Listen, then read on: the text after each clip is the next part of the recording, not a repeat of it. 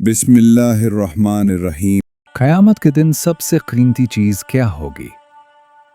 न माल न रुतबा, बल्कि नूर। वो नूर जो अंधेरों में रास्ता दिखाएगा।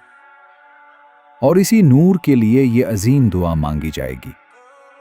ये दुआ कुरान पाक की एक निहायत गहरी और ताकतवर दुआ है, जिसे अहले ईमान क़यामत के दिन मांगेंगे।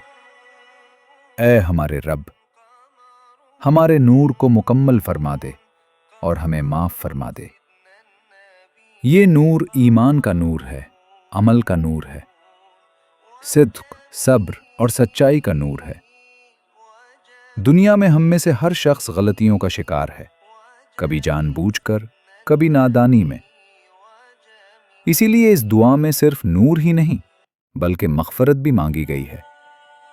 क्योंकि जब अल्लाह माफ फरमा दे तो अंधेरे खुद ब खुद खत्म हो जाते हैं। बेशक है अल्लाह, तू हर चीज पर कुदरत रखता है, आज भी, अभी भी। इसी दुआ को दिल से मांग लीजिए।